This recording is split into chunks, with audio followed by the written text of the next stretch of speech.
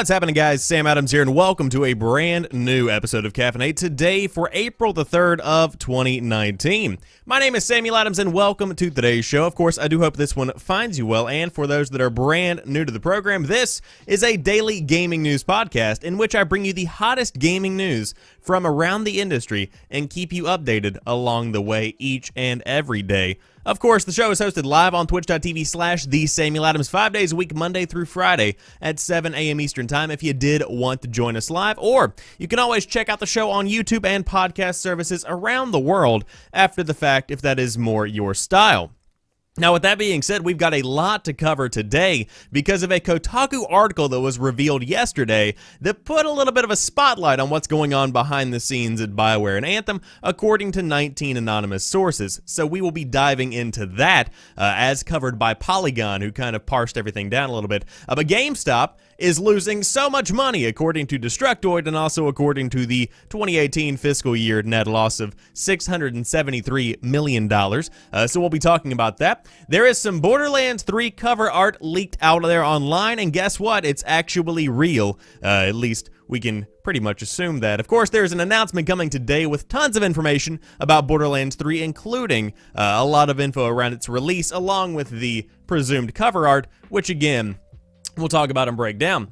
If you have a Nintendo Switch and you are a member of Nintendo Switch Online, there are some free NES games for you coming in April. Halo the Master Chief Collection's PC beta test are to start this month with Halo Reach, which of course is a longtime fan favorite, one that goes much underappreciated in my opinion. And also for those that play Civilization, Civ 6 now supports cross-saves between PC and the Nintendo Switch, and so I will cover that as well. But that's pretty much the lineup for the day. Again, if you are brand new, I appreciate you being here, and I do hope you enjoy today's program. But without further ado, let's go ahead and dive into the hottest gaming news of the day. Report on Anthem's development woes draws terse response from BioWare, according to Polygon. They say the creative process is often difficult in response to a very lengthy article from Kotaku's Jason Schreier. This morning, Kotaku published a report on the development of BioWare's latest title, Anthem. The game is currently struggling in its post-launch period, with issues ranging from technical issues on PS4 to community frustration with the lack of content and satisfying rewards to the scaling math behind in-game gear. But the Kotaku report on its development enumerates the challenges both the game and its creators faced long before release. The report extensively quotes current and former BioWare employees who were with the company during the years-long development of Anthem. The piece should be read in full, but there are a few key takeaways that can be gleaned from it. Kotaku's report paints a picture of dysfunction. The BioWare process, which relies on a confluence of systems coming together in a sudden success right before launch, seems to no longer work. A steady drain of both leadership figures and talented developers has turned this formula on its head, and that can be seen in both Mass Effect Andromeda and Anthem. Both titles went through several years of development and iteration before critically panned launches that disappointed players. EA's Frostbite engine has reportedly further hampered development, forcing developers to fight their own creation tools in order to implement features. Frostbite delayed progress and caused small issues to require significantly more manpower and time than would be otherwise necessary, according to the report. This report also further alleges that this process has led to a major mental health impact across BioWare staff. According to the report, depression and anxiety are both common, with coworkers taking stress leave mandated by medical professionals, to cope with the demands of development. BioWare has since released a statement replying to Kotaku's report, and the statement reads as follows. We'd like to take a moment to address an article published this morning about BioWare and Anthem's development. First and foremost, we wholeheartedly stand behind every current and former member of our team that worked on the game, including leadership. It takes a massive amount of effort, energy, and dedication to make any game, and making Anthem would not have been possible without every single one of their efforts. We chose not to comment or participate in this story because we felt there was an unfair focus on specific team members and leaders who did their absolute best to bring this totally new idea to fans. We didn't want to be a part of something that was attempting to bring them down as individuals. We respect them all, and we built this game as a team. We put a great emphasis on our workplace culture in our studios. The wealth and well-being of our team members is something we take very seriously. We have built a new leadership team over the past couple of years, starting with Casey Hudson as our GM in 2017, which has helped us make big steps to improve studio culture and our creative focus. We hear the criticisms that were raised by the people in the piece today, and we are looking at that alongside feedback that we receive in our internal team surveys. We put a lot of focus on better planning to avoid crunch time, and it was not a major topic of feedback in our internal postmortems. Making games, especially new IP, will always be one of the hardest entertainment challenges. We do everything we can to try and make it as healthy and stress-free, but we also know there's always room to improve. As a studio and a team, we accept all criticisms that will come our way for the games we make, especially from our players. The creative process is often difficult. The struggles and challenges of making video games are very real, but the reward of putting something we created into the hands of our players is amazing. People in this industry put so much passion and energy into making something fun. We don't see the value in tearing down one another or one another's work, and we don't believe articles that do are making our industry and craft better. Our full focus is on our players and continuing to make Anthem everything it can be for our community. Thank you to our fans for your support. We do what we do for you.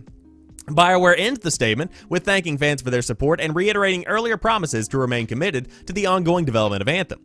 Despite being published moments ahead of Kotaku's report, the third paragraph takes a swing at the piece and other reports on the challenges of video game development. The statement does not specifically address many of the troubling information in the report, specifically claims about mass departures and mental health challenges, and that's the takeaway from this. There has been an ample amount of criticism surrounding this entire response because, quite frankly, it wasn't an appropriate response. It wasn't one that handled the situation well. What should have been done is that everything was fessed up to and said, yes, there is an unhealthy amount of mental health stress going on behind the scenes at BioWare. Yes, we have issues internally, and that is being worked towards. And to some degree, the sentiment was there in BioWare's statement, but the fact of the matter is that the majority of what was actually being addressed in the article was not addressed in the response. Now, I tweeted yesterday on Twitter whenever this article was revealed, and I said, whenever you think that gaming journalism doesn't matter, whenever you think that this is all irrelevant, this article is living proof, existing proof, that that is completely and totally untrue. The fact of the matter is that developers are in a very interesting time right now, industry-wide, because there are huge calls for unionization, and with those calls comes a larger movement to actually unionize, and with that comes all these reports of poor working conditions, of stress, of mental health, depression, anxiety, being a big talk around the entire industry. Now, that's something that we've been focused on for the past couple of months as more and more of these reports have come out. But specifically with Anthem, to see how deep the issues were, to see how widespread the issues were throughout the entire development process, going so deep as to actually change the name of the game directly before it was revealed at E3 2017, that's how dysfunctional this entire process has been. That takes a toll on somebody. I mean, I don't know what kind of occupation you might have, but as a college student, whenever I think about the future, whenever I think about planning, I like to have at least some kind of schematic of a plan. And to have everything that you've been working on for the past years completely and totally change on a dime and change on a day-to-day basis is incredibly stressful. And on top of that, having tools like the Frostbite engine in the position of these developers that is unreliable, confusing, some people don't know how to use it, one that hampers, in general, the entire development process, just amplifies those sentiments of dysfunctionality and that kind of stressful mindset that comes with that. This is an incredibly worrisome article, but one that I think is incredibly important because it does kick off a conversation that needs to be had. Now, I hope that BioWare addresses these issues. I hope that Electronic Arts is paying attention to what is happening here, because this is an incredibly important conversation to have as the games industry becomes a bigger and bigger part of the global entertainment industry. People need to be treated with respect. People need to be, happy, satisfied employees. You shouldn't have to have this kind of article come out where anonymity is promised in exchange for truth. That's not good. That is the sign of a very unhealthy workplace and, at the end of the day, an unhealthy industry, because the people of an industry are what make the industry. I want to make that very clear. The gaming industry would not be anything without the people behind the scenes that make these games possible, and to pretty much use the fact that you don't want to point out specific people as a scapegoat to get away from actually addressing the problems seems like a pretty cheap way to get out of taking responsibility for creating a very, very negative work environment for your employees. Again, 19 anonymous employees in this, and also outside external sources outside of Kotaku have actually confirmed that this is the case and that there's a lot of accuracy in Kotaku's article. So if you do want to go read the article in full, I would highly recommend it, but interesting discussions nonetheless to be had around this specific subject. But let's move on to talk about GameStop, because GameStop is losing so much money. The eloquent title from Destructoid. In fact, they are down $673 million in fiscal year 2018. GameStop had its worst year ever by a large margin. The video game retail giant is trending down in almost every area of operation, prompting its brass to concede that it needs to change its business model. For the fiscal year 2018, GameStop has posted net losses of $673 million. Net sales were down 3% to $8.29 billion, and new hardware sales dropped 1% to $1.77 billion. New software is down 5%, and pre-owned game sales are plummeting more than 13%. The collectible sector is the only one that showed growth, up 11%. The numbers show that 2018 was historically unkind to GameStop. Prior to 2018, GameStop's worst fiscal year was in 2012 when it reported net losses of $269.7 million. The only other unprofitable year in GameStop's history was 2000, when the company was much smaller and lost $7 million. GameStop has been in dire straits for a while as the rise of digital distribution cannibalized its pre-owned sales model. This ever-shrinking used games market, is alarming for GameStop, who hitched its wagon on this trend many years ago. COO and CFO Rob Lloyd told investors, "We recognize the challenges facing our pre-owned video games business and are prepared to address them as we continue to evolve our business model going forward."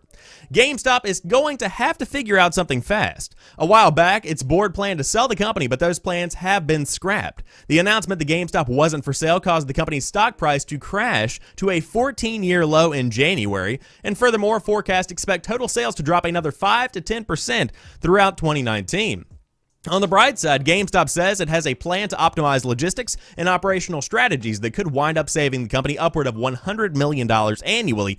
However, that's not expected to make much of a dent until 2020 at the earliest. Change and profits need to come quick, though, because it very much seems as though time is not on GameStop's side. And so this is all according to a report from GamesIndustry.biz, but $673 million in loss is a big chunk of change. And this is just one more entry in a giant list of issues that GameStop has been having and news stories about GameStop over the past few months that have been pointing out its financial issues. But it's one of those giant stores that I don't think is going to be going away, especially with the advent of GameStop 2.0, because that's a big deal going forward. For those that don't know, we've been talking about it on the podcast for a couple of weeks now, but essentially GameStop 2.0 is bringing the company in a brand new direction that focuses less on the retail side of things and more on creating a cultural space for gamers to come and congregate, for esports to kind of flourish. Of course, there's a brand new esports complex in Texas that they are opening for people to come and use and to train and do all of that kind of stuff. And so they're kind of migrating less away or more away from the retail side of things, specifically being a retailer, and more towards being a gaming space that happens to sell games. That's pretty much what they're trying to get. Of course, there are plenty of alternatives. You can buy digital. If you would like to do that, you can go to your mom and pop shops. As Hayes Killa says in the chat, you can always open up your own store if that's something you want to do. But overall, $673 million in net loss is a huge amount of money, and without a doubt, blowing it out of the water when it comes to the most that has been lost by GameStop in a single year. But we will see how 2019 treats the retailer. Of course, they have a brand new captain at the helm, so we will see what happens with that, and hopefully things work out, because as much as GameStop is ridiculed, it still holds a lot of sentimental value for people like me that grew up on GameStop, that grew up going in, hanging out, checking out the games, and I would love to see that sentiment, that going in, hanging out, talking about games with clerks, checking out games. I would love for that to be the focus of GameStop going forward, instead of, would you like to join Power Up Rewards Pro, or whatever it might be. I like the classic childhood idea of GameStop, and I think they could really find a space for themselves if they took that and really threw themselves into it. I think there's a lot that can be done there. But with that being said, not looking so hot right now. That's a lot of money to lose. That's a lot. That's over $500 million. It's a lot of money. Anyways, for those that are fans of Borderlands 3, of course, today is the big day. More info coming out about the big looter shooter for 2019, but Borderlands 3 cover art has been leaked. Just hours from today's big reveal, Borderlands 3 has suffered yet another leak. After Borderlands 3's release date and potential Epic Store exclusivity were revealed ahead of time, which we both talked about yesterday on the episode of the podcast, the game's main cover art has now leaked online. The Borderlands 3 cover prominently features a psycho just like the first two games, though they are not making any finger guns this time. Instead, they're holding up 3 fingers to denote this being the third mainline game. Of course, for those that don't know, Borderlands 1 essentially had a psycho with this kind of hand motion, then there was 2, and now there's 3. Because I guess you can't hold up 3 guns with 2 hands. But alongside the art, the leak also confirms Borderlands 3 is getting a deluxe, super deluxe, and collector's edition dubbed Diamond Loot Chest. Outside of the most expensive edition, the contents of the deluxe and super deluxe editions are not yet known, but unsurprisingly, Borderlands 3 will seemingly also get a season pass. Each version uses a different color for its background, but the rest of the cover's design is largely unchanged. And of course, you can check them all out right here. So there's the original basic cover art for Borderlands 3. Looks pretty cool. I'm digging the heavenly kind of vibe. I'm digging the smoking guns. It's a pretty cool little look there. Of course, this is the deluxe edition, which is essentially the same, but red and also without a spaceship at the top right here. That's also notable. The super deluxe edition is gold, which looks pretty dang cool, but also really expensive considering that it says Super Deluxe Edition, and we all know what that means in gaming culture. And of course, there is the Loot Chest Collector's Edition, which includes Diamond Loot Chest Replica, Sanctuary 3 Snap Model, 10 character figurines, 5 character art lithographs, and 4 Vault Key keychains, amongst other things, including a cloth map of the galaxy. So that would be pretty cool. But when it comes down to it, if you did want to pick up Borderlands 3, it is going to be coming out on September the 13th, so that is going to be a pretty good little run right there. But we will find out more information about the game later on today whenever there is a big reveal with tons of more information as, you know, following up to last week's PAX East reveal of the game itself. But let's say that you are into Nintendo Switch Online. There are some NES games coming your way for April. Nintendo has announced the 3 games being added to the NES library available as part of Nintendo Switch Online subscriptions, all of which will be available on April the 10th. Super Mario Bros. The Lost Levels, Punch-Out featuring Mr. Dream, and Star Soldier are the 3 titles Nintendo will add in April to a collection that already includes Super Mario Bros. 3, The Legend of Zelda, and more. The Lost Levels was originally released in Japan as Super Mario Bros. 2 and prominently came to North America as The Lost Levels in the Super Mario All-Stars collection. Punch-Out will see players take on the role of Little Mag duking it out with the heavyweights of the World Video Boxing Association circuit, starting out with Glass Joe. And Star Soldier is a shoot-'em-up vertical shooter that will see players traverse 16 stages in the effort to stop Starbrain's galactic invasion. So if you did want to check out any 3 of those games, of course they are coming out for April with the Nintendo Switch Online program, which includes a pretty good variety of new games that are coming to, the newest piece of hardware, but of course have a little bit of old soul if you did want to check out some classics with a new coat of paint. Not remastered, just touched up, brought to the Switch. Multiplayer, I believe, is included as well. Interesting stuff to see brought here. But of course, Nintendo Switch Online significantly cheaper than PlayStation Plus, than Xbox Live Gold, but also the games themselves, again, feature prominently NES games, stuff that has come out, not necessarily the big AAA titles like we see from PlayStation Plus and Xbox Live Gold. So again, if you did want to pick these up, coming out on April the 10th with your Nintendo Switch Online subscription. But if you're not a fan of Nintendo Switch, you could be a fan of Xbox, and you could be a fan of PC gaming. And if you are a fan of the latter, I have some good news for you if you're a fan of the Master Chief Collection. A lot of fans there. But the beta test for the Master Chief Collection are to start this month with Halo Reach. The first beta test for Halo Reach on PC should be happening sometime in April. Halo community director Brian Gerard revealed the news on Twitter, though he didn't give an exact date. Microsoft calls these test flights, and since Reach is the first game in the Master Chief Collection planned for release on PC, it will be the first test. Each game will be released separately, and Microsoft is planning beta tests for all of them.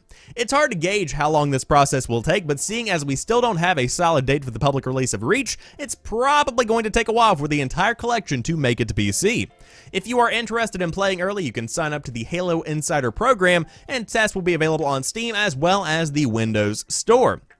So, that's a pretty good signifier that you are going to be getting these games by the end of the month. Of course, if all goes according to plan, it could potentially leak over into May, but it looks like Brian Gerard is pretty confident in the fact that we might be playing Halo Reach, at least in beta form, for the Halo Insiders on PC sometime this month. Again, who can complain, because it's a beta. The announcement came just a couple of weeks back. That's pretty cool overall, and I'm pretty happy with all of that. But, of course, you have to be a Halo Insider, so sign up for that if you do want to get access to it, or at least potential access. Again, I'm not going to make any promises, but it's going to be cool to finally see Halo on PC. I'm primarily looking forward to Halo 2 and 3, but, again, awesome just to see the entire franchise coming back, because the PC is the place to be when it comes to Halo, and I know that tons of projects have been started up, some shut down, others continue to kind of limp along, but to have legitimate Halo experiences on PC, to have the actual,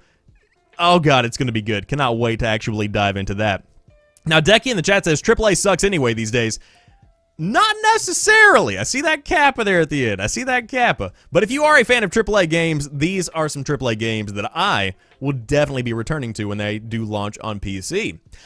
But if you are a fan of Civilization, I have some good news for you to round out today's show. Civilization 6 now supports cross-saves between PC and the Nintendo Switch, if you are, for some reason, a member of both of those groups. In a round of unexpected and excellent news, Firaxis Games announced today that Civilization 6 now supports cross-platform saves for PC, via Steam, and Nintendo Switch. The functionality arrived in the endgame with the newest update. To make it work, you need to link your 2K account and select the multi-platform cloud save box in the options menu. You can sign up for a 2K account here on 2K's website, and of course they have linked to that. But for now, cross-platform saves only work across PC and Nintendo Switch, and there is no word if it will ever be supported on Civ 6's iOS edition, which would be pretty cool, but again, could be coming later on down the line. And of course, there's a handy video via the official Civilization Twitter account if you did want to learn more about that. Now, the game itself launched in October of 2016 for PC before coming to iOS about a year later, and the Switch version launched last year in November of 2018. Now, the latest expansion, Gathering Storm, launched in February if you did want to dive in and give it a shot, and it's pretty cool to see cross-platform saves being enabled, because then, if you're playing on PC and you get to a stopping point or you want to do something else, you can take your Nintendo Switch and you can go off and do anything else. In more legitimate terms, you can, if you have to poop, just take your Switch with you. It's beautiful, and it would be much more convenient if the iOS also supported these cross saves. But I digress. Cool to see it coming either way. I do want to highlight here that Nintendo is incredibly forward-thinking with this kind of scenario, because you see a lot of other companies kind of dancing around the idea of cross-saves. You see a lot of other companies dancing around the idea of cross-platform play, and Nintendo is just wholeheartedly throwing themselves into the future and saying, hey, this whole console wars thing, this whole Microsoft versus Sony versus Nintendo thing, this is all stupid. Let's just make a really cool experience that lifts up people and lets them play the games in the way that they want to be played. That's fantastic. Nintendo's got some good ideas coming, and 2019 is shaping up to be a big year for them overall, especially if those two new pieces of hardware that were rumored a couple of weeks back do in fact become a reality sometime around the summer or the fall of 2019. But with that being said, that pretty much rounds out today's show. That's all the news I've got for you today. Of course, if you are brand new, the show is hosted 5 days a week, Monday through Friday, on twitch.tv/TheSamuelAdams if you did want to check it out live. But then it's put up on youtube.com/SamuelAdamsMedia, as well as podcast services around the world. But until tomorrow, you guys have a fantastic rest of your day. I will talk to you soon, and enjoy that Civilization 6, because, hey, some people like that. Not my thing, but I mean, to each their own. Peace.